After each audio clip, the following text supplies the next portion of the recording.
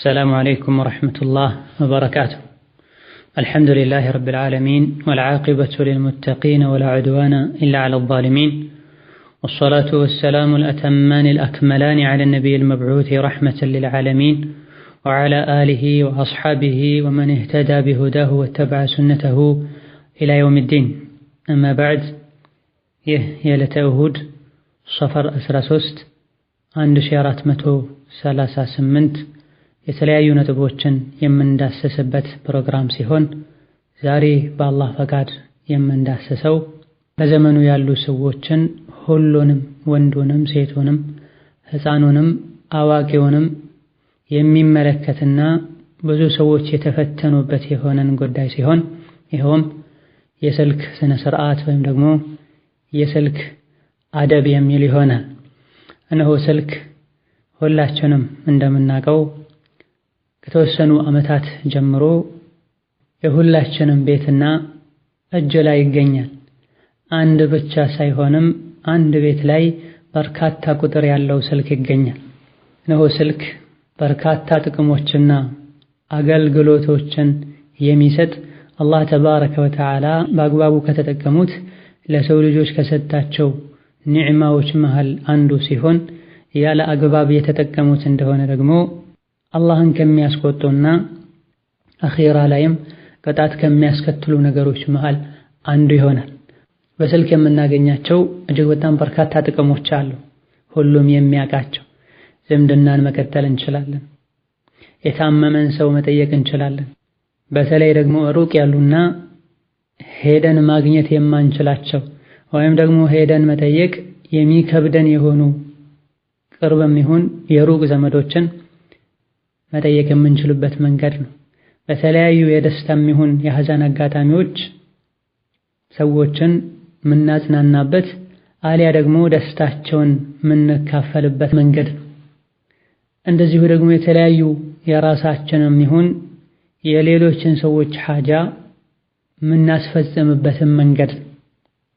ከዚህ ሁሉ አልፎ የተለያዩ ውሎች የሚፈጸሙበት አሊያ ደግሞ ውሎችን ለመፈራረም መንገድ ምናመቻችበት መስመር ነው።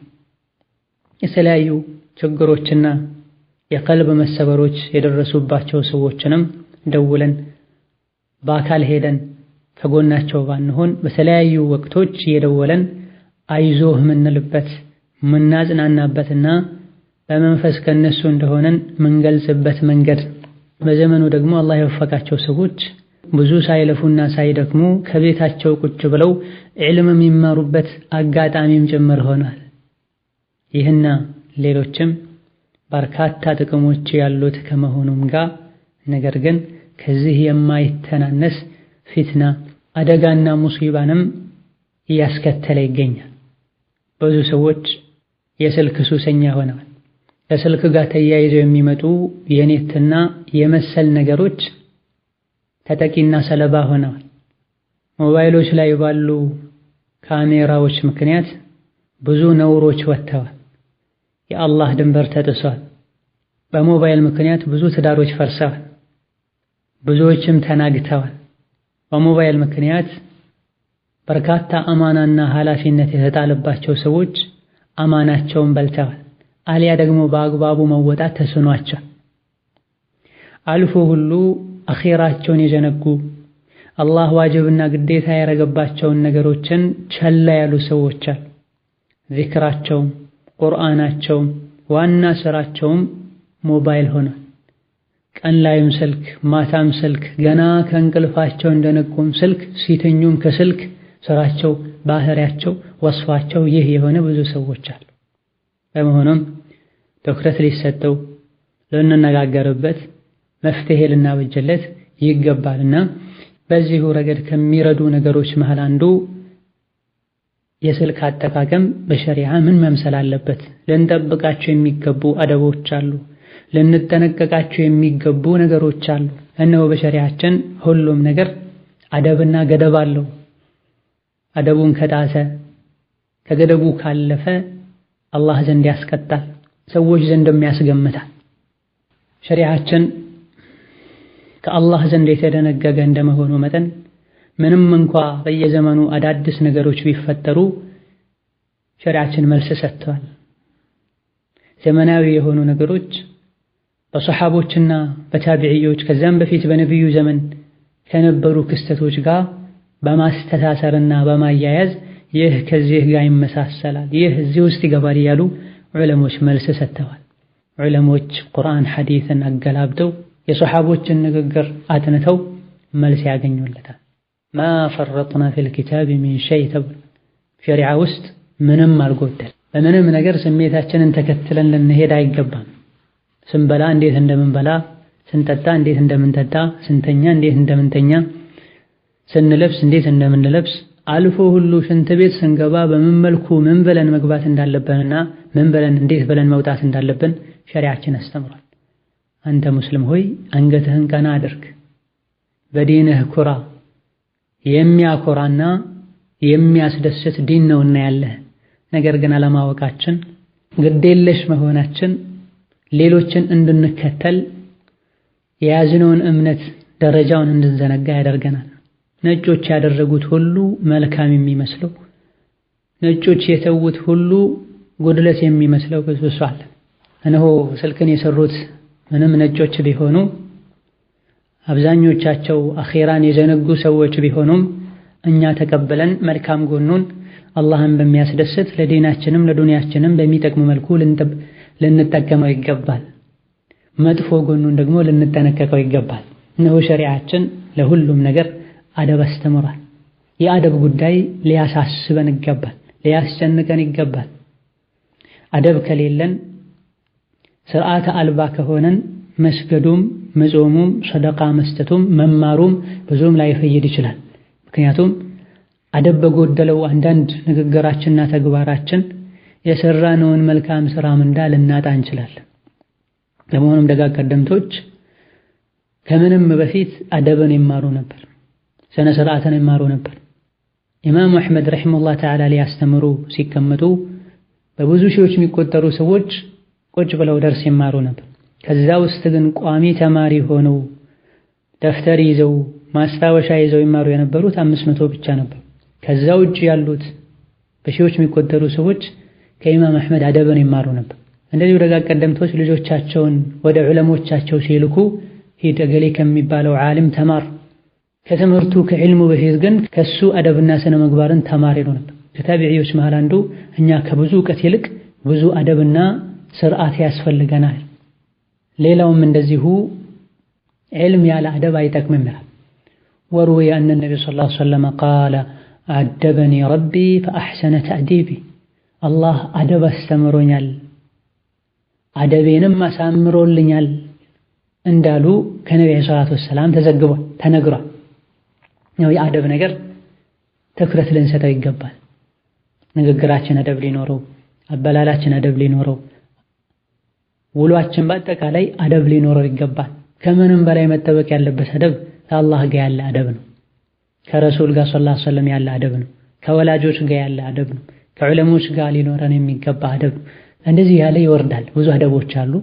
ከአላህ ጋር ሊኖረን የሚገባውን አደብ በተመለከተ በጥቂቱ ካሁን ቀደም ሙስሊም ከጌታው ጋር ሊኖር የሚገባ ስነ ስርዓት በሚል አጠር ያለ ሙሐደራ ተዳሷል።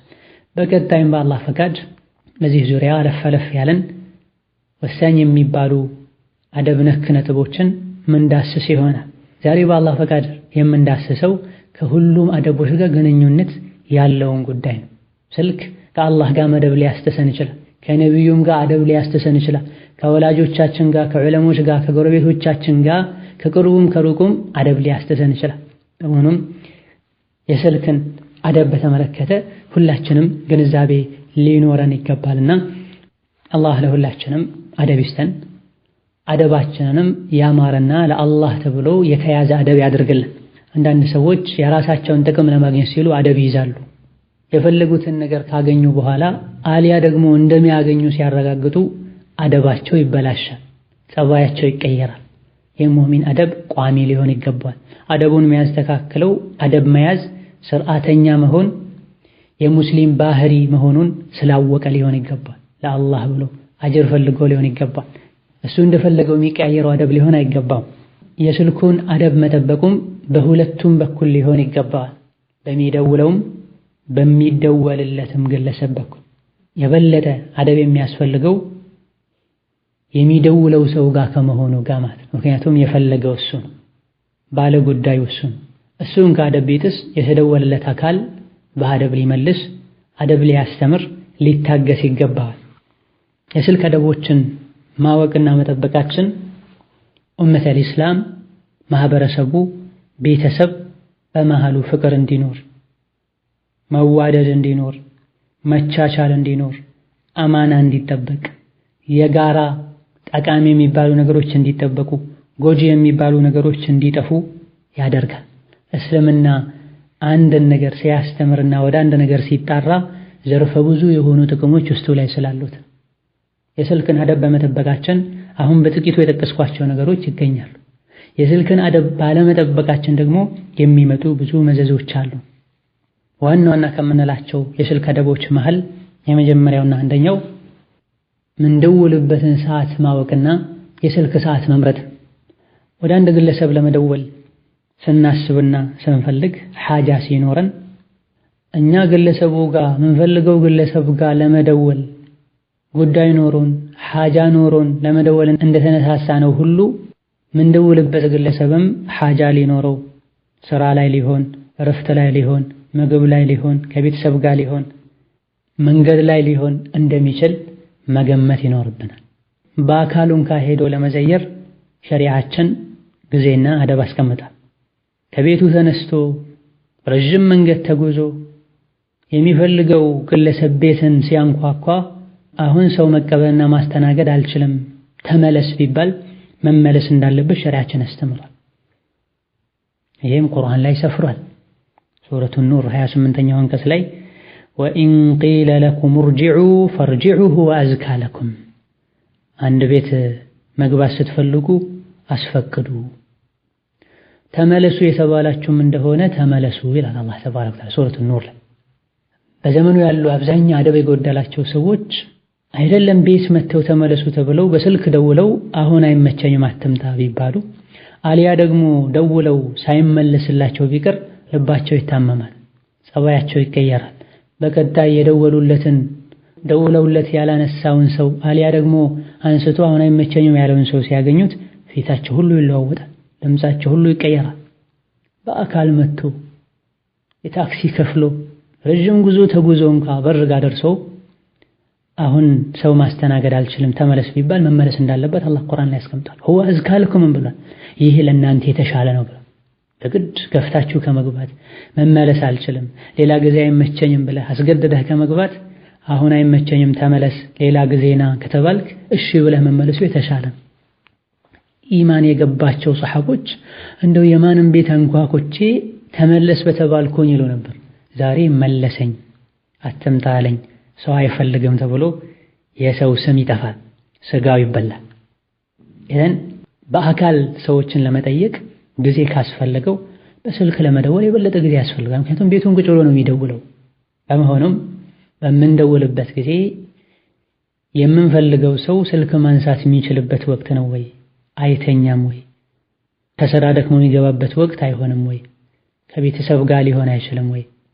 ይመቸዋል ወይ ብለን ልናስብ ይገባናል። በተለይ የምንደውለው አሳሳቢ ለሆኑ ጉዳዮች ሲሆን፣ ሰፊ ወቅት የሚያስፈልገው ሲሆን፣ የምንደውልለት ግለሰብም እርትባጦች የሚበዙበት ከሰዎች ጋር ብዙ ግንኙነት ያለው ሰው፣ ኃላፊነት የሚበዛበት ሰው ሲሆን ሰዓት ልንመርጥ ይገባናል። የሚመቸው ሰዓት የት ነው ብለን ልንጠይቅ፣ አሊያ ደግሞ የእሱን ስልክ የሰጠንን ሰው ምን ጊዜ ነው የሚመቸው ልንል፣ ከሱ ቅርብ የሆኑ ሰዎችን እሱ ብዙ ጊዜ ስልክ የሚጠቀምበትን ሰዓት ልንጠይቅ ይገባናል። በእርግጥ ጊዜ የማይሰጡ አስቸኳይ ጉዳዮች ሊኖሩ ይችላሉ። ይህ እንደ ሁኔታው ይታያል። ላኪን በተቀሉ ስልክ ስንደውል ሰዓት ልንመርጥ ይገባናል። የሆነ ነገር ትዝ ባለን ቁጥር እያነሳልን እንደውል አይገባም። የተኛን ሰው አስደንግጠን ልንቀሰቀስ እንችላለን። አልፎ ሁሉ በድንጋጤ ለበሽታ ሁሉ ልንዳረግ እንችላለን። ምናልባትም የእንቅልፍ ችግር ያለበት ሰው ሊሆን ይችላል። ረስቶ ሳይለንት ሲያደርግ ተኝቶ ሊሆን ይችላል። በስንት መከራ እንቅልፍ ሲወስደው ድጋሚ ስልኩ ሲጮህ ከዛ በኋላ ሳይተኛ አድሮ በደወለው ሰው ቀልቦ ሊሰበር፣ ምናልባትም አላስፈላጊ የሆነ ነገር ሊናገርና ዱዓ ሊያደርግም ይችላል። የሙእሚንን ቀልብ መስፈር ከባድ ወንጀል ነው። ውጪ ሆኖ መደወልን በጊዜ ከመገደብ አልፎ ሸሪዓችን ቤት ውስጥ ያሉ ሰዎች ሁሉ አንዳንድ ክፍሎችን ከመግባት የሆነ ወቅት ላይ እንዲከለከሉ እንዲታቀቡ አላህ አዟል። ቀደም የጠቀስነው እዛው ሱረቱ አኑር ላይ 3 ወቅቶች ላይ ሕፃናት እንኳ ቢሆኑ ወላጆቻቸው ያሉበትን ክፍል አስፈቅደውና አንኳኩተው እንጂ እንዳይገቡ አላህ አዟል። ከሶላት አልፈጅር በፊት ረፋድ ላይ ሰዎች እረፍት የሚያደርጉበት ወቅት ላይና ከኢሻ ሶላት በኋላ ሕፃናቱን ዝም ብለው መኝታ ቤት የከፈቱ እንዳይገቡ ቁርአን አስተምሯል። ለአካለ መጠን የደረሱ ደግሞ መቼም ቢሆን ሳያስፈቅዱ እንዳይገቡ ከልክሏል። አንድ ግቢ ውስጥ አንድ ቤት ውስጥ የሚኖሩ ቤተሰቦች ወቅት ተመድቦላቸዋል። ሕፃናቱን ቢሆኑ መኝታ ቤት ሮጠው መግባት የለባቸውም። በተለይ 3 ወቅቶች ላይ አዋቂዎች ከሆኑ ደግሞ መቼም ሳያስፈቅዱ መግባት የለባቸው። ባልና ሚስት ከሆኑ ብቻ ነው ዝም ብለው ከፍተው መግባት የሚችሉት። እነሱም ቢሆን አንኳኩተው ሰላም አለይኩም ብለው ይገቡ የተሻለ። እንደዚሁ ደግሞ ሙሳፊር የሆነ ሰው ከመንገድ ሲመጣ በፈለገው ጊዜ በማታ ዝም ብሎ በሩን አንኳኩቶ ከፍቶ እንዳይገባ ሸሪዓችን ከልክሏል። መንገድ ቆይታችሁ ስትመጡ ቀድማችሁ አሳውቁ ብሏል። ከስልክ ጥቅሞች መሃል አንዱ ባለንበት ዘመን መቼ እንደሚመጣ የት እንደደረሰ ደውሎ ማሳወቅ። እንደዚሁ አይብ ፈልጎ ከሰፈር ከጉዞ እንደተመለሱ ድንገት በር ከፍቶ መግባት ተገቢ አይደለም። ቤተሰቡን ያስደነግጣል። ቤተሰቦቹን ሳይዘጋጁ እሱ ማየት በማይወደው መልኩ ሆነው ሊያይ ይችላል። ራሷን ቸላ ብላ የቆየች ምስት ራሷን ታስተካክል ዘንድ ፀጉሯን ታበጥር ዘንድ በማታ ዝም ብሎ መጥቶ አይግባ ብለዋል። ለዚህም ነው ነብዩ ሰለላሁ ዐለይሂ ወሰለም ከአንድ መንገድ ሲመለሱ ቀድመው መስጂድ ይገቡ ነበር፣ ሱና ይሰግዱ ነበር፣ መምጣታቸውን ያሳውቁ ነበር። ሕፃናት ወጥተው ይቀበሏቸው ነበር። ከዛ በኋላ ነው ቤተሰባቸው ይገቡ የነበር። ኢዘን አንደኛውና የመጀመሪያው አደብ ምን ደውልበትን ወቅት ለይተን ልናቅ ይገባናል። ካላነሱ ልንሰበር ይገባናል። ቆይተህ ደውል ከተባለን እሺ ልንል ይገባናል። ይሄን የምንለው የግለሰቦች ስልክ ሲሆን እማ 24 ሰዓት ክፍት የሆኑ ስልኮች ሲሆኑና ሁሉም ወቅት ላይ አገልግሎት የሚሰጡ ስልኮች ሲሆኑ እንደ ሆቴል ያሉ እንደ ሐኪም ቤት ያሉ ስልኮች ሲሆኑ በፈለግን ወቅት መደወል ይቻላል። እማ ለግለሰብ ሲሆን ወቅቱ መጠበቅ ይኖርበታል። ከዚህ ቀጥሎ ያለው ወሳኝ የሚባል ነጥብ ምንደውልበትን ስልክ ማጣራት ነው። አንዳንዴ በግምት የገሌ ስልክ መሰለኝ ብለው ይደውላሉ። ሌላ ጊዜ ደግሞ ስልኩን ያውቁታል፣ ሲደውሉ ያልሆነ ቁጥር ይጫናል። በጥንቃቄ ጉድለት የመጣ ማለት ነው። ይህ ማይመለከተው ሰው ጋር በመደወል የደወልንለትን ሰው ወቅቱን ባለማወቅ ያሰብነው ሰው ባለመሆኑ የሰውን ቀልብ መስበር ይሆናል። የታመመን ሰው ማስቸገር ሊሆን ይችላል። የተኛን ሰው መቀስቀስ ሊሆን ይችላል። መጥፎ ከሆነ ሰው ጋር ለመገናኘት በር የሚከፍትም ሊሆን ይችላል። ሴት ናት፣ ሴት ጋር ነው ወደው የፈለገችው። በጥንቃቄ ጉድለት አንድ ቁጥር ተዛብቶ ወንድ ጋር ይሄዳል። ይህ ደግሞ ኢብሊስ የላከው ወንድ ይሆናል። ሴትን ሆን ብሎ የሚፈልግ ሰው ይሆናል። ከዛ ራሷን ወጥመድ ውስጥ ታስገባለች። በስህተት የደወልን እንደሆነም የደወልን የምንፈልገው ሰው አለመሆኑን ካወቀን ወዲያውኑ ይቅርታ ብለን ልንዘጋ ይገባናል። በስህተት እኛ ጋር የተደወለ እንደሆነም ይቅርታ ተሳስተሃል ልንል ይገባናል። የምንፈልገው እኛ አለመሆናችንን ከማወቃችን ጋር የማያገባንን ማይመለከተንን ወሬ ልንሰማ አይገባም። የሰው ምስጢር ልናደምጥ አይገባም። ይቅርታ ተሳስተሃል፣ ሰላም አለይኩም ብለን ልንዘጋው ይገባል። ሁለተኛው ሙሂም የሚባል ነጥብ እንደውልበትን ስልክ እርግጠኛ መሆን። እማ በቃላችን የሐፈዝነው ሊሆን ይገባል። በጥንቃቄ ምንጫነውን ቁጥር ያየን ልንጫን ይገባል።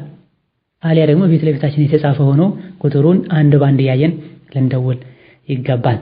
እንደዚሁ ስራ ያጡ መጃን የሚባል ነገር መጅኑን ያደረጋቸው ሰዎች አሉ። በግምት ብቻ ያነሱ ሰው ጋር ይደውላሉ። ማነህ እንተዋወቅ፣ ማነሽ እንተዋወቅ ይላል። ሌሎች ደግሞ ዘመን ያመጣው ዋትስአፕ እና መሰል ከስልክ ጋር የተያያዙ መስመሮች ላይ እንተዋወቅ ያሉ ሃይሎ ያሉ ጽፋል። የሙእሚን ወቅቱ ውድ ነው። ልቡ ጥበቃ ያስፈልጋል። ከሆነ ካልሆነው ሰው ጋር መገናኘት መተዋወቅ የምንገናኘውን ሰው ባህሪ መጥፎ የሚሆን ጥሩ እንድንላበስ ሰበብ ይሆናል። የግድ ካልሆነ በስተቀር ከሰዎች ጋር ግንኙነታችንን ልንቀንስ ልንገድበው ይገባል። የምናውቀውና የምንቀርበውን ሰው እንኳን በአግባቡ ማስተናገድ አስቸጋሪ ይሆናል በዘመኑ። እንዴት ብለን ነው ከሌላ ሰው ጋር ለመተዋወቅ ጥረት የምናደርግ? የማናውቀውን ሰው ስልክ አንስተን የምንደውል? ከዚህ ቀጥሎ ያለው አደብና ሙሂም የሚባል ነጥብ ስንቴ ነው ደጋግመን መደወል ያለብን? አንዴ ስንደውል ካልተነሳለን ስንቴ ነው መደወል ያለብን? ስንቴ ነው መደጋገም ያለብን? የተወሰኑ ዑለሞች ከሶስት በላይ በአንድ ጊዜ መደወል የለብንም ይላሉ። አንዴ እንደውላለን፣ ትንሽ ቆይተን ሁለተኛ እንደግማለን፣ አሁን ትንሽ ቆይተን ሶስተኛ እንደግማለን። ከዛ በኋላ አራተኛ መድገም የለብንም። ሌላ ሰዓት ጠብቀን ቆይተን መደወል አለብናል። ምክንያቱም የስልክ አደብና ስነ ስርዓት የሰውን በር ከማንኳኳት ጋር የተያያዘ ነው። የሰው ቤት ለመግባት ከማስፈቀድ ጋር ተቀራራቢ ነው። የሰው ቤት ስትገቡ አንኳኩ ተብሏል። ስታንኳኩ በጣታችሁ በጥፍራችሁ ጫፍ ይሆን ተብሏል በሱናው መሰረት። ሰሐቦች እንዳሉት ኩና ነቅረዑ አብዋበ ረሱሊላሂ ሰለላሁ ዐለይሂ ወሰለም ዐላ አልአባፊር፣ የነቢዩን ሰለላሁ ዐለይሂ ወሰለም በርና አንኳኳ የነበረው በጣታችን ነው ይላል። እንደዚህ ደግሞ ሲያንኳኩም ከበሩ ፊት ለፊት ይቆሙ እንዳልነበረ ወደ ግራ ወደ ቀኝ ይሉ እንደነበረ ተነግሯል። በሩን በሙሉ እጃቸው ወይም በቦክስ አይደበድቡም ነበር። አሊያ ደግሞ ድንጋይና ብረት ነገር ፈልገውም በሩን አይቀጠቅጡም ነበር። በእግሩም ይረግጣል። ከሩቅ ሲመጣ ጀምሮ ድንጋይ ይዞም ይመጣል። በሁለት እጁ በተራ ተራም ይደበድባል። ይሄ አደብ አይደለም። ወሀከዛ ስልክም ላይ ሶስቴ ሊሆን ይገባዋል። የተወሰኑ ዑለሞች በርን አስፈቅዱ የተባለው ከበር በስተጀርባ ሊታይ የሚችል ነገር ስላለ ነው። አንዴ ሲንኳኳ ሰዎች ተንኳኳ እንደ ይላሉ፣ ሁለተኛ ሲንኳኳ መንኳኳቱን ያረጋግጣሉ፣ ሶስተኛ ሲንኳኳ መስተካከል ያለበትን ነገር አስተካክለው ሄደው ይከፍታሉ። ስልክ ላይ ግን ከጀርባው የሚታይ ነገር የለም። በር በድንገት ተከፍቶ ቢገባ ብዙ ነውሮች ሊታዩ ይችላሉ። የሰው ዐውራ ሊታይ ይችላል። ስልክ ላይ ይህ ዒላና ሰበብ ስላሌለ ቅያስ አይደረግም። ኢነማ ጁዒለ ልእስቲእዛኑ ሚን አጅሊል በሰር፣ ማስፈቀድ የተደነገገው ሳያስፈቅዱ የገቡ እንደሆነ ሳያንኳኩ የገቡ እንደሆነ አይን ማየት የሌለበትን ነገር ስለሚያይ ነው። ስልክ ላይ ይህ ስላሌለ የፈለገውን ያክል መደወል ይችላል ያሉ ዑለሞች አሉ። ሆኖም በላጩ ወላሁ ተዓላ አዕለም በዊትር በሶስት ማቆሙ የተሻለ ነው፣ በአንድ ጊዜ ማለት ነው። ከዚህ በላይ መደወል ካስፈለገም ቀስ እያሉ አለፍ አለፍ ያሉ ሊሆን ይገባዋል። አዳ በማያደርግ ሰውን በማያስጨንቅ መልኩ ያላነሳው ጉዳይ ቢኖረው ያላነሳው ባይመቸውን ያላነሳው የባሰ ሐጃ ላይ ቢሆን ስልኩ ሳይለንት ቢሆን ቆይቼ ልደውል ሰብር ልንማር ይገባል። ካልተነሳለት የሚገነፍል ሰው አለ፣ የሚታመም ሰው አለ። በአካል ሁሉ መጥቶ ያላነሳውን ሰው ትርፍ ቃል የሚናገር ስልኩን ያወጣኸው ለምንድን ነው? ኩራት አለብህ፣ ራስን ከፍ ከፍ ታደርጋለህ፣ አዑዙ ቢላህ ብዙ ነገር ይላሉ ሰዎች። እንደው የእሱን ስልክ ጠብቆ ከመመለስ ውጪ ሌላ ስራ የሌለው ይመስላቸዋል። አቅላቸው ገና ማደግ የሚጠበቅበት ብዙ ሰዎች አሉ። በደቂቃዎች ውስጥ ደጋግሞ መደወሉ የተደወለትን ሰው ኢዝዓጅ ያደርጋል፣ ሰላም አይደለም እንዲል ያደርጋል፣ የሚደውለውንም ሰው እንዲጠረጠር ያደርጋል። አንዳንዴ 10 ጊዜ 10 ምናምን ጊዜ ይደውላሉ። ተነስቶ አቤት ምንድነው ሲባል አይ ሰላም ነው ብለህ ብዬ ነው። በምን ጉዳይ ፈልጎኝ ነው? ምን ተከሰተ? ቤተሰብ ምን ሆነ? ምን አጠፋሁበት ብሎ ተጨንቆ ሲያነሳ ይሆናል። ኢማም አሕመድ ረሒመሁላህ ተዓላ የሆነ ሰው ቤታቸውን አንኳኳ፣ በኃይል ተንኳኳ። ከበሩ ጋር ደርሰው ግለሰቡ ማንነቱን ሲያውቁ ይህ የፖሊስ አመታት ነው አለ። ከጀርባው ሌላ ነገር ያለ ሰው ሲሆን እንደዚህ የሚያደርገው። በእርጋታ ቀስ ብለን ጊዜዎችን እየጠበቀን ልንደጋገም ይገባናል። በሶስት ማቆሙ የተሻለ ነው። አስፈላጊ ከሆነና ከዛ በላይ እንድንደውል የሚያደርገን ضروري ጉዳይ ካለም አለፍ አለፍ ያለን ቀስ ያለን ሊሆን ይገባል። ከዚህ ቀጥሎ ያለው አደብ የሞባይል ጥሪን ድምፅ የሚመለከት ይሆናል። ይህ እጅግ በጣም አሳሳቢ የሆነ ብዙዎችን የሚያስገምት ነጥብ ነው። አደብ የተሞላበት የሚያስከብር ልብስ ለብሶ ሸኽሲያውን ፕሮቶኮሉን ጠብቆ ቁጭ ባለበት በድንገት የሆነ ሰው ይደውላል። ኪሱ ላይ ከያዘው አሊያ ደግሞ ቦርሳዋ ላይ ከያዘችው ስልክ የሚወጣው ድምፅ ግን የግለሰቡን ማንነት በቀላሉ ቁጭ ያደርጋል። አንዳንዴ የሰዎችን ሸኽሲያ ውጫዊ ገጽታቸውን በማየት ሰዎች ሰማይ ይሰቅሏቸዋል። ሌላ ጊዜ ደግሞ ውጫዊ ሸኽሲያቸውን አለባበሳቸውን በማየት ዝቅ ያደርጓቸዋል። ካለባበሱና ከውጫዊ ሸኽሲያው በስተጀርባ ያለውን እውነታውን ምንነቱን ለማወቅ ሐቂቃውና ምንነቱን ለማወቅ እስኪናገር መጠበቅ የግድ ነበር ካሁን ቀደም ይላሉ። አሁን ባለንበት ጊዜ ግን እሱም ባይናገር የስልኩ ጥሪ ማንነቱን ያሳያል። የአንዳንዶች ጥሪያቸው ዘፈን ነው፣ አላህ ይጠብቀን። ሌሎች ደግሞ መንዙማ የሚሉት ነገር፣ ሌሎች ነሺዳ ነው። ሌሎች ደግሞ ከት ብሎ የሚስቅ ሕፃን ወይም ደግሞ አዋቂ ያደርጋሉ። ሌላ ደግሞ የቤተሰቡን የልጁን የሚስቱን ድምፅ ያደርጋል። አንዳንዶቹ ዶሮ ሲጮህ ያደርጋሉ፣ ሌሎች ውሻ ሲጮህ ያደርጋሉ። ማይሰማ ጉድ ማይታይ ዐጀብ የለም። ከጥሪው ጋር ምንም የለንም። ጥሪው ሰው ደውሏል ስልክህን አንሳ ብቻ መልእክት ነው። ቁርአንም ልታደርገው አይገባም፣ የቁርአንን ክብር ይነካል። ቁርአኑ መቆም የሌለበት ቦታ ላይ ልታቆመው ትችላለህ፣ ማዕናው ይቀየራል። አሊያ ደግሞ መጀመር ከሌለበት ቦታ ሊጀመር ይችላል። ሌሎች አዛን የሚያደርጉ አሉ። አዛን የሶላት ወቅት መግባቱን ለማሳወቅ የተደነገገ የተከበረ የሸሪዓ መገለጫ ምልክት እንጂ አንተ ምስኪኑ ሰው ምናልባትም ጀማዓን በአግባቡ ማሰግደው ሰው ሰዎች ፈልገውህ እንደደወሉ ማሳወቂያ አይደለም፣ ሸዒራ ነው። ወመን ዩዐዚም ሸዓኢረ አላህ ፈኢነሃ ሚን ተቅወል ቁሉብ ተብሏል።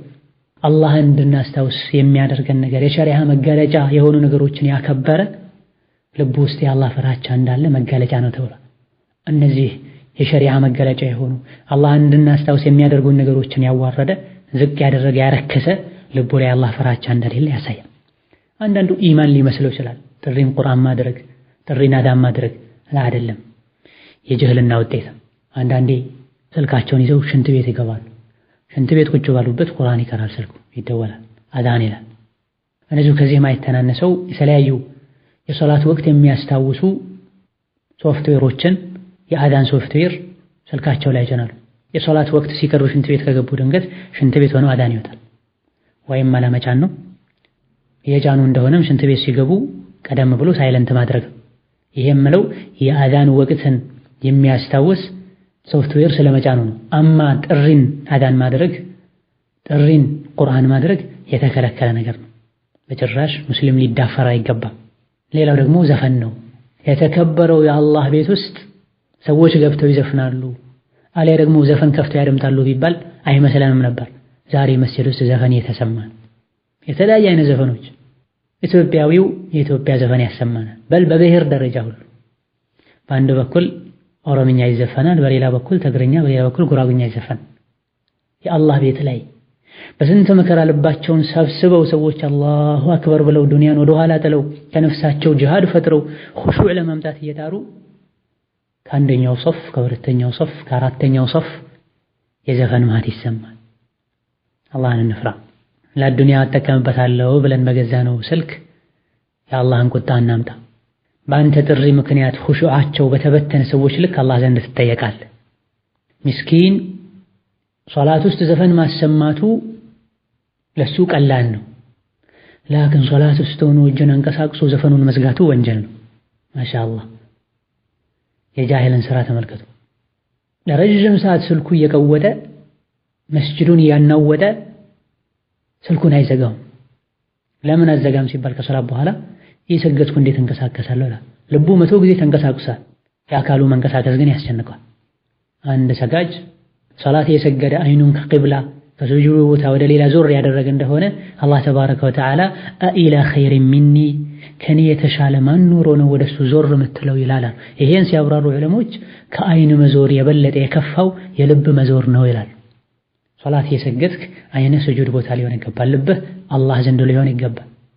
አይኑም ይዞር ሰው አለ፣ ልቡም ይዞር ሰው አለ። ሁለቱም የተወገዘ ነው። ላኪን የከፋው የልብ መዞር ነው። አንገቱን ደፍቶ የሚሰግድ ሰው አለ፣ ላኪን ልቡ ዓለምን ይሽከረከራል። እዚህ ጋር የአላህ ባሮችን አዳ ያደረገ በሞባይሉ ጥሪ መስጂድ ውስጥ ዘፈን እያሰማ የአላህን ቤት ክብር እየነካ እጁን አንቀሳቅሶ ከኪሱ ስልኩን አውጥቶ ወይም ደግሞ ባለበት መዝጋት ይከብዳል። መንቀሳቀስ ይቻላል ወይ ሶላት ላይ? የስንቱን ልብ አንቀሳቅሷል። የራሱ ልብም ተንቀሳቅሷል። የደወለው ማን ነው? ለስራ ፈልጎኝ ነው? ከቤት ነው ወይስ ባለቤቴ ናት? አልፎ ሁሉ ሐራምም ሊሆን ይችላል የተደወለው። ዘመን ያመጣው ቦይፍሬንድ ገርል ፍሬንድ የሚሉት ሐራም አለ። ልቡ ሌላ ዓለም ይሄዳል። የደወለችው እሷ ናትም ሊል ይችላል። የሚያሳዝነው የሚሰግዱ ሰዎችም ይሄን ያደርጋሉ። አላህ ወደሱ ይመልሰን። ይህ ሙሂም የሚባል ነጥብ ነው። ጥሪህን ኖርማል ጥሪ አድርገው። ስልክ እንደተደወለ የሚያሳውቅ ስልኩ ላይ ያሉ ዘፈን የሆኑ ድምጾችንም ጥሪ አታድርግ። ከውጪ ዘፈን አስጭነህም ጥሪ አታድርግ። ማሻአላህ ኸይር መስሎ ደግሞ አዳንና ቁርአን ዳዕዋ ሙሐደራም ጥሪ አታድርግ። አንዳንድ ቁርአን ያልሆኑ አዛን ያልሆኑ ዘፈን ያልሆኑ ኖርማል የሞባይሉ ጥሪ ያልሆኑ ምክር ሊሆኑ ይችላሉ የምትላቸው ድምጾችን ልታደርግ ትችላለህ። ላኪን የማይመከርም ተገቢ አይደለም። ብዙ ጊዜ ደግሞ እንደተባለው መካሪ አይደለም። ከ3 ከ4 ቀን በኋላ ሰዎች ይረሱታል። ስለዚህ በጥቅሉ ጥሪ እንደመጣልህ የሚያሳውቅ ምንም አይነት መዘዝ የሌለው የሆነን ጥሪ አድርግ። ሌሎች ደግሞ ከዚህ ተቀራራቢ የሆነው ሰው ሲደውልላቸው እስኪያነሱት ድረስ ዘፈን የሚያደርጉ ሰዎች አሉ። ቀደም ሲል ያየነው ሰው ሲደውልልን ከሞባይሉ ምንሰማውን ድምፅ በተመለከተ ነው። ባለንበት ጊዜ ደግሞ ተፈላጊው ጋር ሲደውል ተፈላጊው እስኪያነሳው ድረስ የሚሰማ ድምፅ አለ። ይሄንም አንዳንዶች ቁርአን ያደርጉታል፣ ሌሎች ዘፈን ያደርጉታል። ይሄም ተገቢ አይደለም። ቁርአን የወረደው ለዚህ አይደለም። ቁርአን አታድርግ። ቀደም እንዳልነው ቁርአኑ መቆም የሌለበት ቦታ ላይ ሊቆም ይችላል። አንተ ስታነሳው የሚደውልልህ ሰው በቁርአን ማያምንና ቁርአንን ማያከብር ሰው ሊሆን ይችላል። ቁርአንን አታርክሰው። ቁርአን የወረደው ሊቀራ ልናስተነትነው ልንሰራበት ነው። الناس ما دروا عنك ሰዎች የዱንያ ስካር ላይ ነው ያሉት። ሲደውሉ ያንተን መውዒዛ ያንተን ወዕዝ የሚያደምጡ ጥቂቶች ናቸው። ሆኖም አደርጋለሁ ካልክ ቁርአን አታድርግ፣ ዘፈን አታድርግ። ከዚህ ውጭ ያሉት ብታደርግም ባታደርግም ብዙ ችግር አይኖረው። እዚህም ላይ ቅድም እንዳልነው የሚያስገምት ነገር ይሆናል። ማስቀመጥ የሌለበትን ያስቀምጣል። ያውም በየወሩ ይከፈልለታል። ይሄን ለማድረግ ከሆነና ካደረግ አላህ ዘንድ የማያስወቅሰ ነገር አድርግ። ከሸሪዓ ጋር የሚጋጭ ነገር አታድርግ። ሌላው ቀጥሎ ያለው ሙሂም የሚባል ነጥብ ስልክ ስንደውል የደወልንለት አካል እንዳነሳ መጀመሪያ መሰማት ያለበት ድምፅ አሰላሙ አለይኩም ሊሆን ይገባል። ከምንም በፊት ሰላም አለይኩም የሙስሊሞች መለያ ነው። የደወልከለትን ሰው በሰላም እንጂ ለሰላም እንጂ እንደማትፈልገው ማሳወቂያ ነው። ልክ ሲያነሳ አሰላሙ አለይኩም እሱም ካቢዘገ የተደወለለት አካል ሰላም አለይኩም ብሎ ይጀምር። ደዋዩ ሙስሊም ነው ብሎ የሚገመት ከሆነ የተደወለለት አካልም ሰላም አለይኩም ሲባል ወአለይኩም ሰላም ብሎ የመመለስ ግዴታ አለበት። ሸሪዓም ያስተማረን ይሄን ነው። ነብዩ ሰለላሁ ዐለይሂ ወሰለም አንዱ መጥቶ አልጅ ልግባ አለ። ነብዩ ሰለላሁ ዐለይሂ ወሰለም አገልጋያቸውን ጠሩና ውጣና ይህ በር ላይ ላለው ሰው እንዴት ማስፈቀድ እንዳለበት አስተምረው። فقل له በለው ቁል አሰላሙ አለይኩም አድኹል ቀድመህ ሰላም አለይኩም በልና ከዛ በኋላ ልግባ ወይ በለው አሉት ነብዩ ሰለላሁ ዐለይሂ ወሰለም። ነብዩ ኻዲሙን አገልጋያቸውን ሲያናግሩት ቀድሞ ሰምቶ አሰላሙ አለይኩም አድኹል አለ። ከውጭ የነበረው ሰው ሰላም አለይኩም ልግባ አለ። ይሄን ነብዩ ሰለላሁ ዐለይሂ ወሰለም አዎን ግባ አሉት። ሐዲሱን አቡ ዳውድ ዘግበውታል። ከዚህ እንደምንረዳው ከንግግር በፊት ሰላምታ መቅደም አለበት።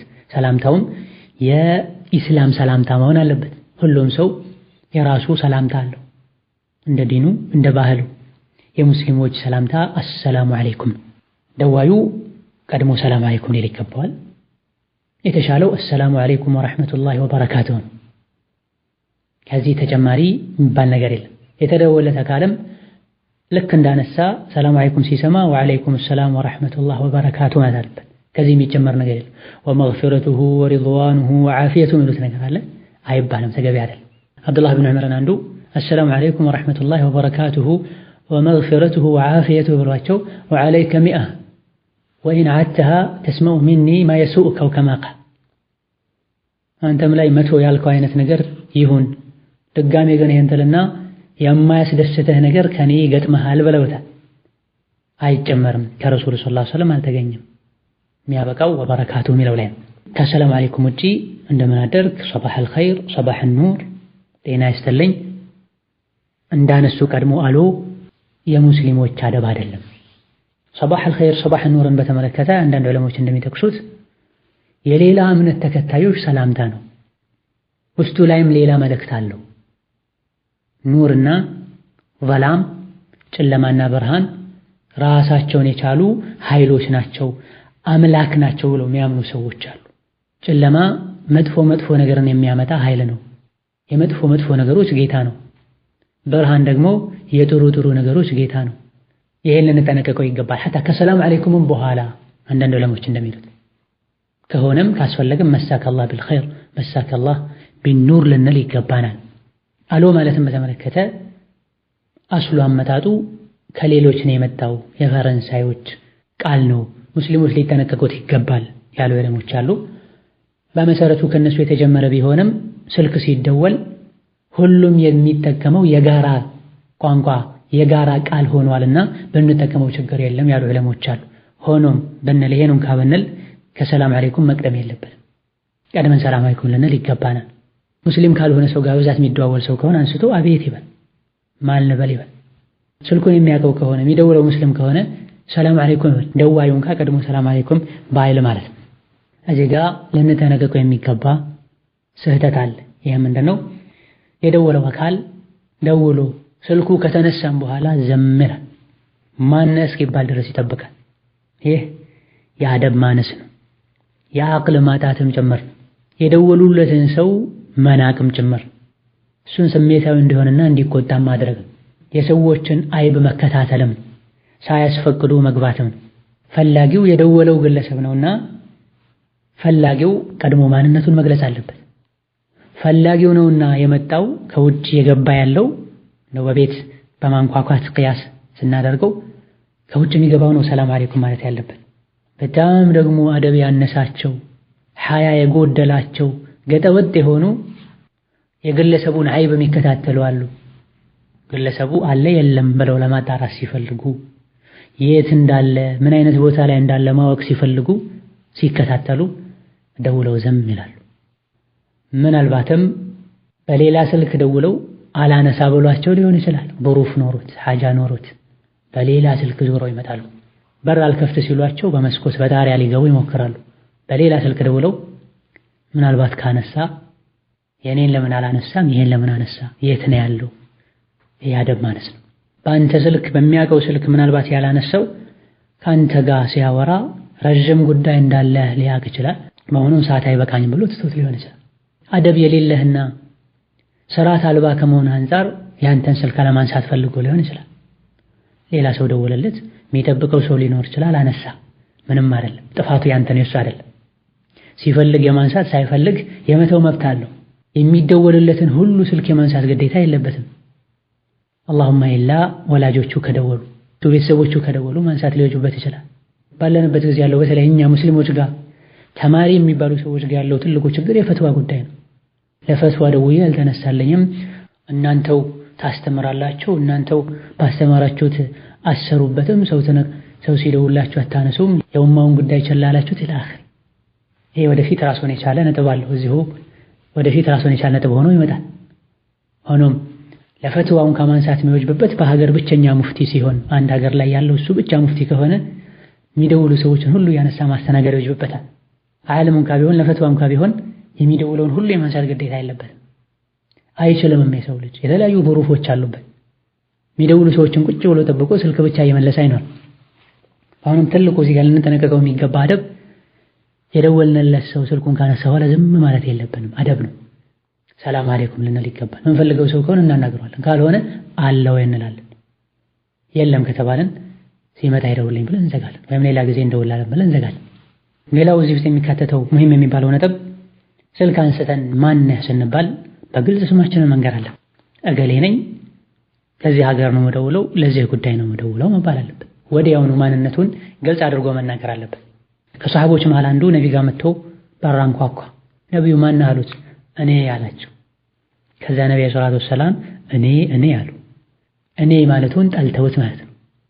ማን እንደሆነ ስሙን መንገር እንዳለበት ማመላከት ፈልገው ማለት ነው። ስልክ ደወልክ፣ የተደወለለት አካል ማንነትህን የማያውቅ ከሆነ ሙሉ ስምን ተናገር። ያነሳው ሌላ ሰው ከሆነ እኔ ገሌ ነኝ፣ የስልኩ ባለቤት ጓደኛው፣ ጎረቤቱ፣ የሥራ ባልደረባው ነኝ፣ ደውሎ ነበር በሉልኝ ብለህ ዝጋ። ከባለ ስልኩ ቤተሰብ ጋርም ያልሆነ ወሬ ውስጥ አትግባ። ምናልባት አስቸኳይ መልእክት ካለህ ንገሩልኝ ብለህ አጭር መልእክት አስተላልፈህ ልትሄድ ትችላለህ። ሲደውሉ ማንነትን መደበቅ፣ ማንነቱን በበቂ መልኩ የማይገልጽ ስም መጥቀስ ተገቢ አይደለም። ማነህ? አቡ ፉላን። ማን ነው አቡ ፉላን? አይታወቅም። ይሄ በተለይ ባለንበት ጊዜ በጣም እየሰፋ ያለ ችግር፣ ወንዱም ሴቱም አቡ ፉላን ኡሙ ፉላን። ደጋግ ቀደምቶች ዘንድ አቡ ፉላን ኡሙ ፉላን የሚባለው የሆነ ደረጃ ላይ ሲደርሱን አስተሳሰባቸው ሲያድግ ነው። ወንድ ለመባል የቤተሰብ ኃላፊ መሆን ሲበቁ ነው። ነዓም አንዳንዴ ህፃናት አቡ ፍላን ኡሙ ፍላን የሚባሉበት አጋጣሚ ይኖራል። ላኪን በዋነኝነት የተለመደው አንድ ሰው አቡ ፍላን የሚባለው አባት መሆን ሲችል ነው፣ በእድሜውም በአስተሳሰቡ። እንደዚሁ ደግሞ አቡ ፍላን ኡሙ ፍላን በሚሉበት ጊዜም የሚያከብር ቅጽል ስም ፈልገው ነበር አቡ ፍላን የሚሉት። ዛሬ አቡ ብርቱቃላ፣ አቡ ሙዝ የማይሉት ነገር የለም። አንዳንዴ የሚያሳፍር፣ አንዳንዴ የሚያሳዝን፣ ሌላ ጊዜ የሚያስገምትን። ሌላው እዚህ ጋር እንዳነጋጋሪ የሆነ ያለው ቢንቱ ከዳ ኢብኑ ከዳ ይላል። የፊተኛው አቡ ከዳ ነው፣ አቡ ፍላን። ይሄ በመሰረቱ ይቻላል፣ አንዳንዴ ሱና ሊሆን ይችላል። ላኪን ወቅት፣ አደብ፣ ሁኔታ አለው። ማንነትን ለመደበቅ ልንጠቀመው አይገባም። አቡ ፍላን ብለን ራሳችንን ምን ሰየመው የሚያውቁን ሰዎች ዘንድ ነው። ስሙ ለምሳሌ ሙሐመድ ኢብኑ አብድላህ እንደሆነ ይታወቃል። በተጨማሪ አቡ ሰዕድ ሊል ይችላል፣ አቡ ሰዒድ ሊል ይችላል። ስሟ መተለን ፋጢማ ቢንት ሙሐመድ እንደሆነ ይታወቃል። ኡሙ ፈድል ልትል ትችላለች፣ ኡሙ ኡወይስ ልትል ትችላለች። የሚያውቁን ሰዎች ጋር ተጨማሪ መታወቂያ ስማት ነው እንጂ ማንነታችንን ለመደበቅ ልንጠቀመው አይገባም። ፌስቡክ ላይ ማንነቱ ማይታወቅ አቡ ፍላን ይላል። የሀገር ሰዎችን ሰብስቦ ያስተምራል። ለሚያስተምረው ነገር ኃላፊነት መውሰድ አይችልም። ማንነት ተብሎ ቢጠየቅ አይታወቅም። ማንነቱን መግለጽ አይፈልግም፣ ኃላፊነት አይወስድም ማለት ነው።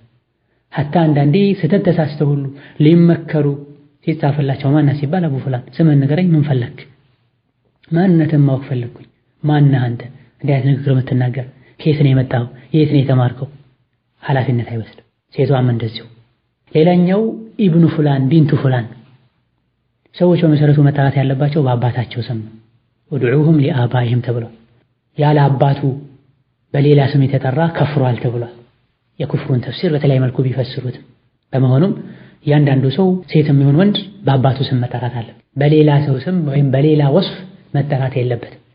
አላሁመ ኢላ በዚህ የሚታወቅ ከሆነ እንጂ ኢብኑ ተይሚያ መተለን ረሒመሁላህ ተዓላ፣ ኢብኑ ዑለያ እነዚህ መታወቂያቸውን የታወቁበት ነው። በእናታቸው ስም በቅድመ አያታቸው ስም ሊጠሩ ይችላሉ። አሊያ በሀገራቸው ስም ሊጠሩ ይችላሉ። በጎሳቸው ስም ሊጠሩ ይችላሉ። ባለንበት ጊዜ በጣም አነጋጋሪ የሆነ ያለውና ብዙዎች እንደ ጥያቄ ያነሱት ያለው ቢንቱ ኢስላም ይላሉ ብዙ እህቶች። ይህ እንዴት ይታያል ይላል። አቁል ወላሁ ተዓላ አዕለም። አስሉ ይቻላል፣ ችግር የለም። አንዳንዶች አልፈው ሄደው ቢድዓ ነው ቢሉም ማለት ነው። ቢድዓ ነው የምንለው አንድን ነገር በዚህ መልኩ መጠራት ሱና ነው፣ የኢስላም አካል ነው ካልን ነው፣ ነብዩ አድርገዋል ካልን ነው። አማ እንደዚህ በራሱ ጊዜ ዝም ብሎ ካደረገው እንደ መታወቂያ ካደረገው ምንም ችግር የለውም። ቢድዓ ነው አንልም። ቢድዓ ነው ያለ ሰው ተሳስቷል። አቢል ኢስላሙ ላ አበሊ ሲዋሁ ኢዛ ፍተኸሩ ቢቀይስን አው ተሚሚ። አባቴ እስላም ነው፣ ሌላ አባቴ የለኝም። ሰዎች በጎሳቸው ቢኮሩ እኔ የአሜሪካ ዜግነት አለኝ፣ የሳውዲ ዜግነት አለኝ፣ እኔ አማራ ነኝ፣ እኔ ኦሮሞ ነኝ ብለው በዘራቸው በጎሳቸው ቢፎክሩ እኔ አባቴ እስላም ነው ብላ። ይሄ ዑለሞች የደጋገሙት ያለ ታዋቂ ሽዕርን ከዚህ በመነሳት ቢንቱ ኢስላም ኢብኑ ኢስላም ያለው የእስላም ልጅ ነኝ በእስልምና ይኮራለሁ ለማለት ከሆነ ችግር የለው ይቻላል። እንደሚታወቀው አባቴ እስላም ነው የወለደኝ የሚል ማንም የለም። እዚህም ጋር እንደው ይከለከላል የምንለውም እንደው ይከለከላል ካለን ማንነትን ለመደበቅ ለመሸወድ ለማታለል ብለን የምንደበቅበት ከሆነ ናም ይከለከላል። ቅድም አቡ ላይ አቡ ፍላን እሙ ፍላን እንዳልነው እዚህ መላል እንደ ተጨማሪ ግን ኢብኑ ኢስላም ቢንቱ ኢስላም ቢል ምንም ችግር የለውም። በተለይ ንያው በእስላሙ ለመኩራት የእስላም አለኝታ ነኝ ኢንሻአላህ ለእስላም እከላከላለሁ ለማለት ፈልጉ ከሆነ ምንም ችግር የለውም። እዚህ ግን የተፈለገው ስንደውል ማንነታችንን መግለጽ ይጠበቅብናል። ስንጠየቅም ምንም አይነት ኩራት ሊሰማን አይገባም። ስምን ከመናገር ወደ ኋላ እንድትል የሚያደርግህ ነገር የለም። ከሸሪዓ የሚጋጭ ስም ከሆነ ወዛው ይቀየርልሃል። ማንነት እንዳይታወቅ የምትፈልግ ከሆነ አንተ ባክብሮት ልትስተናገድም አይገባም። ስምን ከመንገር ወደ ኋላ ማለት መሸሽ፣ ሌላ ስም መናገር የደወሉለትን አካል ማናቅ ነው። የደወሉለትን ሰው ማስጨነቅ ነው። ማን የደወለው ማንነቱን ለምን አይነግረኝም እንዲሉ ያደርጋል። ሌላው ከዚህ ተያይዞ ያለው አደብ በሰላምታ እንደጀመርነው ንግግሩን በሰላምታ ልናጠናቀቅ ይገባናል። በእስላም ሰላምታ አቡ ዳውድ ከአቡ ሁረይራ ባስተላለፉት ሐዲስ ነብዩ ሰለላሁ ዐለይሂ ወሰለም إذا انتهى أحدكم إلى المجلس فليسلم فإذا أراد أن يقوم فليسلم فليست الأولى بأحق من الآخرة بلا አንዳችሁ አንድ ሰዎች ያሉበት ቦታ ላይ ሲደርስ አሰላሙ አለይኩም ይበላል። ጨርሶ ተሰናፍቶ ሲሄድም ወሰላሙ አለይኩም ይበላል። ከፊት ሰላም አለይኩም መባል እንዳለበት መጨረሻ ላይም ሰላም አለይኩም መባል አለበት። በመሆኑም ስልክ ስናጠናቅቅ ንግግራችንን ስናበቃ ወሰላሙ አለይኩም ወራህመቱላህ ልንል ይገባናል። ሌላው ሙሂም የሚባለው ነጥብ የድምፅ ጉዳይ ነው። አንዳንድ ሰዎች ስልክ ሲያወሩ በጣም ይጮሃሉ። የደወሉለትን ሰው ጆሮ እስኪያደነቁሩ የጆሮ በሽተኛ እስኪያደርጉ ድረስ።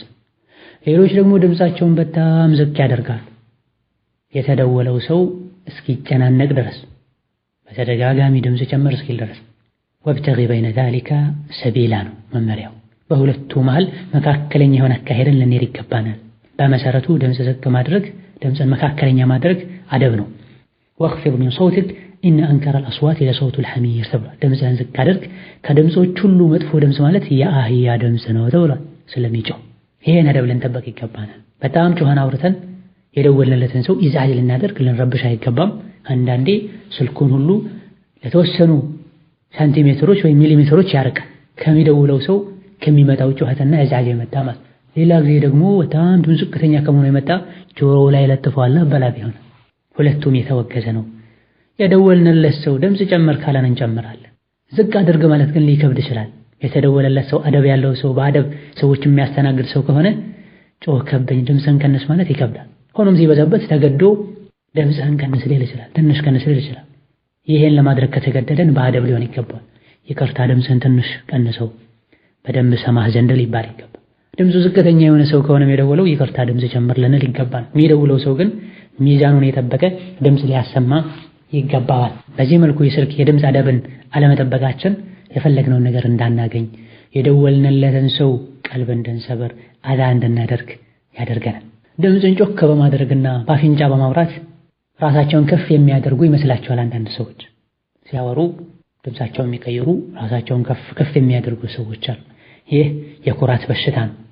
በእንዲህ አይነት በሽታ ከተጠቁ ሰዎች ልትሆን አይገባም። ሌላውና በዚህ በዛሬው ርዕስ የመጨረሻ መቋጫ የማደርገው ውሸት ተጠንቀቂ። ውሸት በሸሪዓችን የተወገዘ ባህሪ ነው። ከከባድ ወንጀሎች መሃልም አንዱ ነው። የሙናፊቅነት መገለጫም ነው። ከጥንት ጀምሮ ሰዎች ይዋሻሉ። ባለንበት ጊዜ ግን ስልክ በተለይ ሞባይል የውሸት በሮችን በሰፊው የከፈተ ነው። አደብ አላቸው የሚባሉ የተከበሩ ሰዎችን ሁሉ ያስዋሽ ነው። ተደውሎ የት ነህ ሲባል መስጂድ ነኝ ይላል፣ ያለው ገበያ ውስጥ ነው። የት ነህ ሲባል ገበያ ነኝ ይላል፣ ያለው ቤት ነው። ሱቅ ነኝ ይላል፣ ያለው ሆስፒታል ነው። ሆስፒታል ነኝ ይላል፣ ያለው መኪና ውስጥ ነው። ነገሮችን ሐቂቃቸውን ሲቀይር ይታያል። አላህ ከሰማይ ያያል፣ ይሰማል፣ መላኢኮች ይጽፋሉ። ከግራ ቀኝ ያሉ ሰዎችም ይገምታሉ፣ ይነቃሉ። አላህን ልትፈራ ይገባል አንተ ሙስሊም ወገን። በተለይ እድሜያቸው የገፋ ጭንቅላታቸው ላይ ነጯን ጨርቅ ጣል ያደረጉት ላይ ሲሆን ደግሞ በጣም ያስጠላል። ውሸት ያዋርድሃል፣ ብታምነው ብትደሰትበትም እውነት ያድንሃል ብትፈራውም ተብሏል። በሀገራችን ሐቅን ተናግሮ ከመሸበት ማዳር ይባላል። ያለኸው ሐኪም ቤት ከመሆኑ ጋር ሱቅ ነኝ እዚሁ ነኝ ትላለህ። የ1000 ብር ወይም ደግሞ የ500 ብር ጥቅም እንዳያልፈህ ብለህ ነው። ደንበኛ እንዳያመልጥ ብዬ ነው። ያለው መገናኛ ነው፣ መርካቶ ነኝ ይላል። ድንገት ብለህ ይሄ እኮ መርካቶ አይደለም ስትለው አይ ደንበኛ ነው፣ እቃ ሊወስድ ነው፣ ጥቅም እንዳያመልጠኝ ብዬ ነው። ሌላ ጊዜ ደግሞ ሱብሃንአላህ ያለው ሌላ መጥፎ ቦታ ነው፣ ከሙስሊም የማይጠበቅ ቦታ ነው፣ መስጂድ ነኝ ይላል። በወንጀል የመጣበትን ውርደት በውሸት ከራሱ ላይ ማንሳት ይፈልጋል። ውሸት ያዋርዳል እንጂ ያከብር።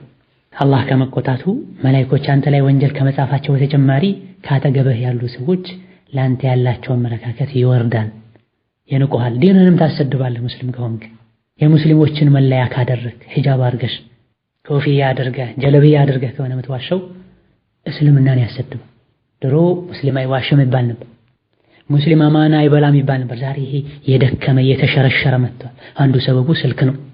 ታክሲ ሙሉ ሰው ባለበት አላህን መዘንጋቱ መላኢኮችን መዘንጋቱ ሳያንሰው ታክሲ ላይ ያሉ 10-11 ሰዎችን ሁሉ ንቆትቷቸው ያለው ሌላ ክፍለ ሀገር ነው መርካቶ ነኝ ጦር ኃይሎች ነኝ። ሌላ ጊዜ ደግሞ አንድ ቅርብ የሆነ ቤተሰብ እንደነገረኝ ያለው ጸዳ ያሉ አካባቢዎች የባለ ሀብቶች አካባቢ መሆኑን ለማሳየት ያለው መርካቶ ምን አለሽ ተራ ነው። ላከን ቦሌ ነኝ ሲል ትሰማዋለህ፣ ሲኤምሲ ነኝ ሲል ትሰማዋለህ። የሐቂቃ ምስኪን የሆነ ሰው ነው። ከሰዎች የታዘበውን ሲነግረኝ እድሜያቸው የገፋ የሸበቱ አንዳንዴ ፊታቸው ላይ ሁሉ የነቢ ሱና የሚታይባቸው ሰዎች ታክሲ ሙሉ ሰው ባለበት ተደውሎላቸው የት ነው ሲባሉ ድምጻቸውን ጮክ አድርገው ወአለይኩም ሰላም እንዳላሉ ያለው መሃል መርካቶ ዛህማ ውስጥ ነው። ላከን ቦሌ ነኝ ሀያት መንደር ነኝ ሲል ትሰማዋለህ። ለሱ ውሸት እኔ እንቀጠቀጣለሁ አሉ ሰውየው። ጀዛላሁ ኸይረን ወሐፊዘሁ። ይሄኛም በግልጽ የምናየው ነገር ነው፣ የሚደጋገምም ነገር ነው። ጁምዓን ሶላት ሰግደው የወጡ የት ነህ ሲባሉ እሱ ያለው ዓለም ባንክ ነው፣ አሊያ ደግሞ መከኒሳ ነው። መርካቶ ነኝ አንዋር ሰግጄ ወጣሁ ነኝ ይላል። ለምንድን ነው? እማ ከጓደኞቹ ጋር አብሮ ምሳሌ ይበላ ነው፣ ወይም ቅድም እንዳልነው የሆነች ነገር ሊሸጥ ነው ወይም ሊገዛ ነው። የአዱንያ ጥቅም እንዳያመልጠው ብሎ አኺራውን ያበላሻል። ውሸታም አላህ ዘንድ የሚጠብቀው ቅጣት ውርደቱ ስቃዩ ከአሁን ቀደም ሙስሊም አይዋሽም በሚለው ሙሐደራ ላይ በሰፊው ተብራርቷል። ያን ሙሐደራ ፈልጎ ማድመጥ ይቻላል። ውሸትን እንድንለምደው በቀላሉ ውሸት ላይ እንድንወጥ ካደረጉን ነገሮች መሃል አንዱ ሞባይል ነውና አላህን ልንፈራ ይገባል። አዝካሮችን ስንል ይሄንም ታሳቢ ልናደርግ ይገባል። ከቤት ስንወጣ ቢስሚላህ ተወከልቱ ዐለላህ ወላ ሐውለ ወላ ቁወተ ኢላ ቢላህ اللهم إني أعوذ بك أن أضل أو أضل أو أزل أو أزل أو أظلم أو أظلم أو أجهل أو يجهل علي من دعاء ይሄን ዱዓ ማዕናውን ልናሰፋው በስልክም ከሚመጡ ሸሮች፣ በስልክም ከሚመጡ ስህተቶች፣ በስልክ ከሚመጡ ጅህልናዎች፣ በስልክ ከሚመጡ በደሎች አላህ እንዲጠብቀንም ጭምር ነይተንበት ሊሆን ይገባል። በምላስ ብቻ ማለቱ በቂ አይደለም፣ በልባችንም ጭምር ልንለው ይገባል። ይሄን ዱዓ ውሸት መዘዙ ብዙ ነው። ቅድም የጠቀስኩት ሙሐደራ ላይ በሰፊው እንደተብራራው በምላስ ብቻ አያበቃም የውሸት መዘዝ። እግራችንን እናስዋሸዋለን፣ አይናችንን እናስዋሸዋለን፣ እጃችንን እናስዋሻለን፣ ጆሮአችንን እናስዋሻለን። የት ነህ ሲሉት እሱ መርካቶ ሆኖ ሳለ ፒያሳ ነኝ ያለ ሰው እግሩን አስዋሽቶታል፣ አይኑን አስዋሽቶታል። እግሩ ያልሄደበት ቦታ ላይ እንዳይሄድ አድርጓል። አይኑ ያላየውን መንደር እንዳየ አድርጓል። አላህ ተባረከ ወተዓላ ውሸታምን ያዋርደዋል በአዱንያም በአኺራ። የሚዋሹ ሰዎች ሁሌ ይዋርዳሉ፣ ሁሌ ያፍራሉ። የልብ ሰኪናም የላቸውም፣ ይንቀጠቀጣሉ። በስልክ የሚዋሹ ሰዎች ደግሞ በተለይ ውርደታቸው ቅርብ ነው። አንዳንዴ በስልኩ ራሱ የት ነህ ተብለው አንድ ቦታ ላይ ሆነው ሌላ ቦታ ነኝ ያሉ ሰዎች ያደወለለት ሰው አዲስ አበባ አይደለም ወጣ ብያለሁ ይላል። ላኪን ባጠገቡ ታክሲ ረዳት እየጠራ ሲያልፍ የሞላ መርካቶ አውቶቡስ ተራ አብነት ብሎ ሲጠራበት ይሰማል። ምናልባትም እዚህ አይደለሁም ያለው ሰውም ከደቂቃዎች በኋላ ሲያልፍ ሊያየው ይችላል። ወለዐዛቡል አኺረቲ አኽዛ፣ የአኺራው ቅጣት ውርደቱ የከፋ ነው፣ ቅጣቱም የከበደ ነው። አላህን እንፍራ፣ አንዋሽ፣ ከሙስሊም የማይጠበቅን ነገር ከማድረግ እንጠንቀቅ። هذا والله تعالى أعلم። ለዛሬ ከዚህ በላይ መዳሰስ አንችልም። በቀጣይ ሳምንቶች በአላህ ፈቃድ ከዚሁ ከስልክ የተያዙ እጅግ በጣም ወሳኝ የሚባሉ ነጥቦችን የምንዳስስበት ፕሮግራም ይኖረናል። በሰማነው የምንጠቀም አላህ ያደርገን። ከሱ ዘንድ የሆነ የአማራ አደብ ለሁላችንም ይስጠን። ከመጥፎ አደብና ከጋጠ ወጥነትም ይጠብቀን። ወሰላሙ አለይኩም ወረሕመቱላሂ ወበረካቱሁ።